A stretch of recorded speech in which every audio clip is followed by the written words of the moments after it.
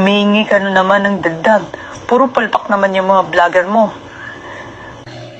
Pasensya na, madam. Ginagawa naman po namin lahat yung mga script na fino-forward sa amin eh. Sinunod naman po namin. Puro nga kayo palpak eh. Puro kayo hingi ng budget, wala naman nangyayari. Ilan ba hawak mo na class A? Wala po akong hawak na class A. Puro class D lang po, 20 na troll. Sino yan? Yung grupo po ni Madarahog, kasama sila Rosalinda at taga-Bukid. Yan ba yung matandang mukhang gorilya na puro live ang pinagagawa? Yes po, madam. Sila din po yung humihingi ng dagdag sa budget nila weekly. Talagang kapos Hindi na daw. kami magdadagdag. Puro naman walang kwentang ginagawa ng mga yan. At puro kayo kabubuhan sa totoo lang. Puro kayo palpak. Ang sakit naman magsalita, madam. Masakit ba? O masakit na ang bulkan dito? Sa totoo lang, nag-aabono na nga ako sa Wala sarili akong kong pera. Dahil sa kahingin nito si Madarahog Wala na ito. akong pakialam at problema mo yan. Napakabobo ng mga kinuha mo. Hay, nagsasawa na rin po ako, madam. Ganito na lang. I resign. Starting today. And remind lang po kita. Record din to pag-uusap natin. Shit! Pinatayan ako. Totoo po ba na meron kayong natatanggap na 5 million buwan-buwan from PCSO? At bukod pa po dyan, meron pa po kayong natatanggap na 10 million pesos kada buwan from the Office of the First Lady. Bukod pa po dyan, di pa po tayo natatapos. Meron pa pong 10 million every month na binibigay sa PCO from the Office of the Executive Secretary. Meron din pong nakapagsabi sa akin na meron kayong napakalaking vault sa PCO na lalagyan ng pera. Kung ako po ba'y magpapadala ng tao... Muli kaming nananawagan sa ating mga kababayan na at magpapaalala sa pagpapabayad ng tamang buwis. Ang existence ng vault na yon, nalalagyan ng pera. Kaya hindi ako naniniwalang hindi na mo problema sa pera ang PCO dahil napag-alaman ko rin, if you can confirm, nagme-maintain po tayo ng 4 na head vloggers who are receiving 75,000 pesos monthly. At yung bawat head vlogger na yon ay merong, kumbaga downline o meron siyang sinusupervise na 10 vloggers who receive about 10 to 50,000 pesos allowance depende sa kanilang performance para kalabanin ang mga kritiko ng administrasyon. Tulungan nyo na po ang Pangulo.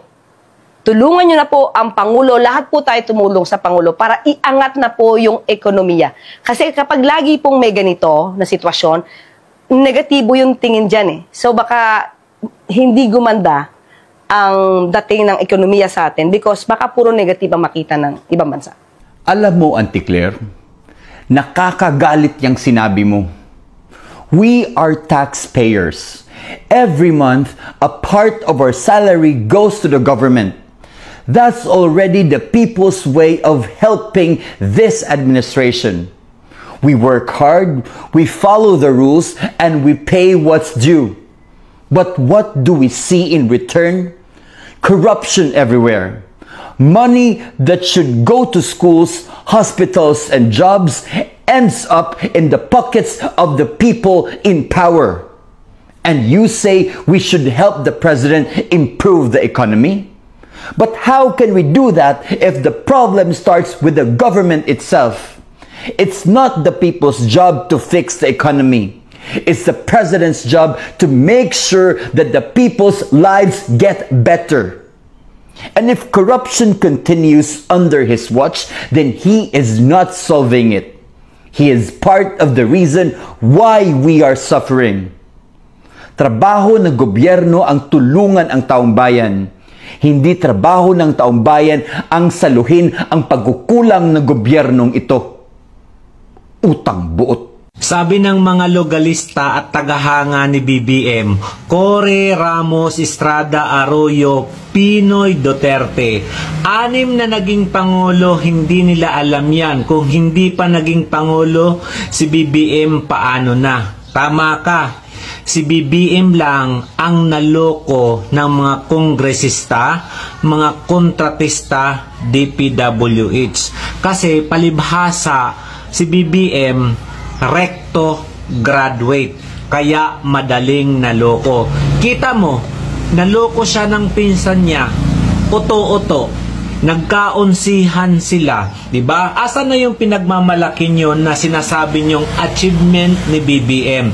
'Di ba? Mismong presidente nyo yung umamin sa kapalpakan.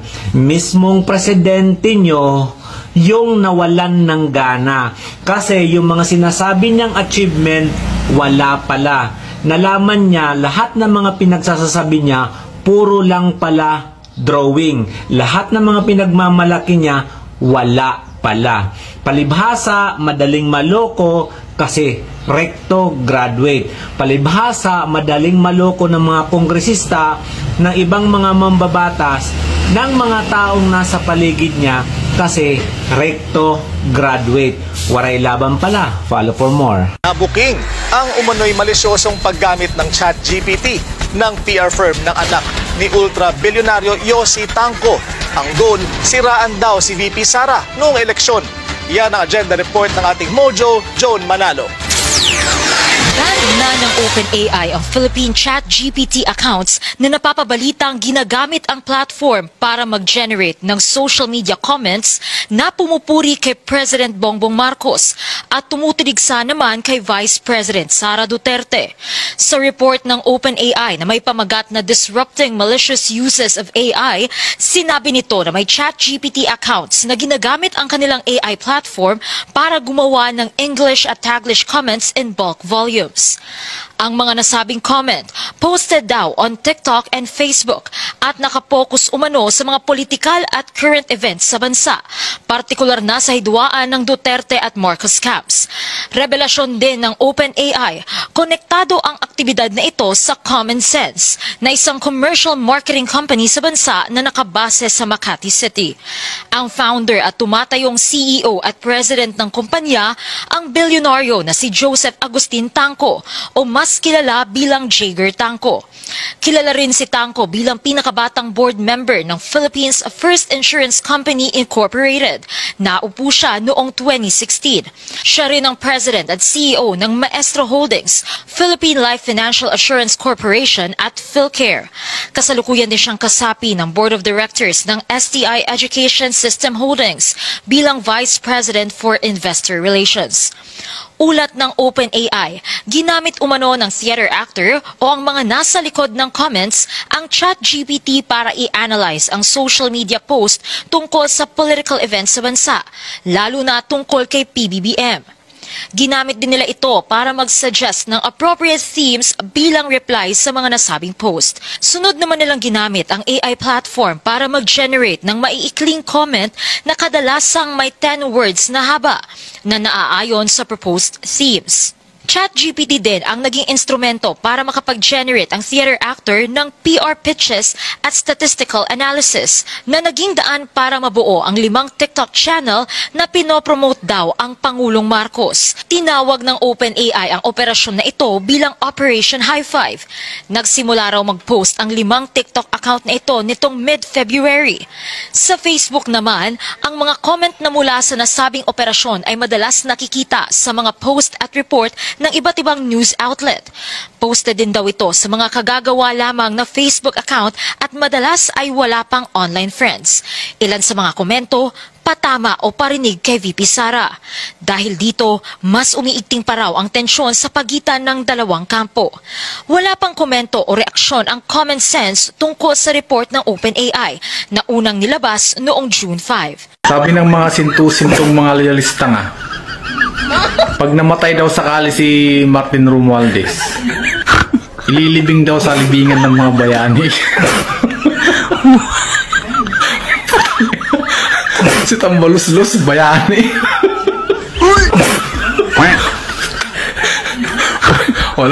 Wala na talaga, may mga topak na. Para pong awamin na po. Para po matigil na po ito. Matagal nyo na pong ginagawa ito eh. Pitos pa lang kami, nagnanakaw na kayo. Wala kayong kabusugan. Hanggang ngayon, nagnanakaw pa rin kayo. So it's so sad na nangyayari ito sa panahon ni PBBM. So I hope, di ba, sana ito makita ni PBBM.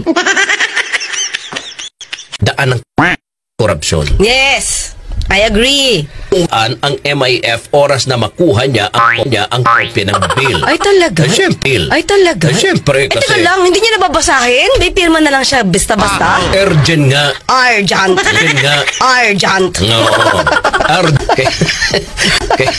11 registered air assets ni Congressman Zaldico, which I will show you today. First off, meron siyang Gulfstream 350 worth $36 million. Next, there are two Augusta Wesleyan AW139E8s, 16 million each. Then, two Bell 407s, 3 million apiece. Also, a Bell 26B3 at $650,000. Next, a Cessna 414 Way Chancellor, 700,000. Then, an Augusta A109E, 6.9 million. Also, a PA31 350 Chieftain, 340,000. And the Bell 505, $2 million. Dollars po yan. So, total of 4.7 billion pesos. Value of sa lahat ng mga vlogger ni BBM, na mga loyalistang bangag, marami kayo, pero may banggitin ako, Nikki Moonlight. Kumusta kayo? Francis Balahura, Boy Ginto, Cecilia, Francis Balahura, Pretty Single Mom, Susan Salandrong, Maki Putin. Sa inyong lahat, wag na wag tayong mag-cross ang landas natin. Kung nagawa nyong bastusin ang ibang mga DDS, ibahin nyo ako at wag nyo akong itulad sa kanila. Hindi ko ipinagmayabang ang pinanggalingan ko. Walang ampuan manggadudato na duwag. Tandaan nyo yan. Ako ito, hindi ko ipinagmay. Oh, mga loyalista dyan. Ha? Bago pa kayo tumaob sa kinauupuan nyo, tignan nyo yan. Kailan ba nila sinabi yan? Ha? Kailan nila sinabi? Tapos pakinggan nyo kung anong sinabi nila. Kaya nga umalis ako, di ba, sa administration. Gusto yung mga nalilinig ko doon. Mga nakikita ko doon. Kayo, gusto niyo ng pera. Sa kayo kung gusto niyo ng pera.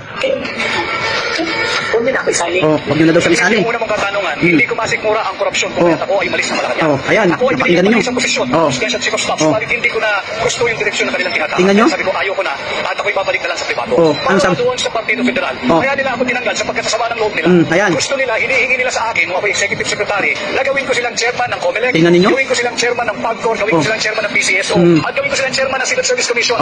Hindi sila kwalipikado. Ang alam ko, ang nais lamang nila ay magnakaw. Magnakaw. Ang nais nila. Nagalit sila. Di ba? Nakita nyo na kung paano nila gustong baguhin yung bansa. Pero kayo, hanggang ngayon, hindi nyo pa alam. 2024 pa nung magsalita si Inday Sara. February 2025 naman si Vic Rodriguez. At ito, tingnan niyo papakita ko sa inyo. A few moments later. Ayan, nasaan yung mga flood control?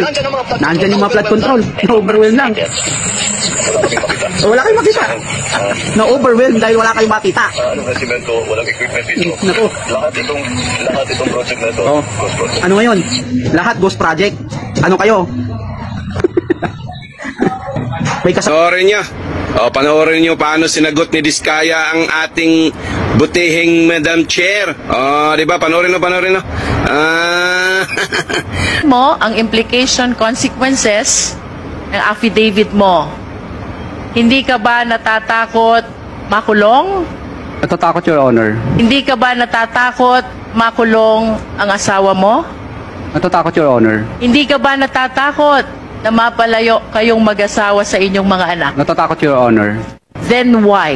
Why did you execute this affidavit? Your Honor, mas natatakot po kasi kami sa buhay namin ngayon dahil kinukuyog na po kami ng taong bayan. Kaya po, nag-execute po kami ng affidavit na ito dahil 120 million Pilipinos po ang parang gusto kaming patayin at kami na rin po ang pinag-uusapan sa mga misa ng simbahan. Kahit po kami mamatay bukas o papatayin po kami ng mga politikong ilang piraso na ito, alam po namin na may dangal po kaming mamamatay kaysa naman patayin po kami ng buong Pilipino sa Pilipinas na kahit saan po kami magpunta sa dulo ng Mindanao, Luzon at Visayas ay parang kaaway po namin lahat ng mga Pilipino. Samantalang ngayon po, Natatakot po kami sa buhay namin. Alam namin kung sino lang ang kaaway namin. Yung mga pinangalanan po namin dito, ito na lang po ang alam namin kaaway. Hindi po 120 million Pilipino po ang kaaway namin.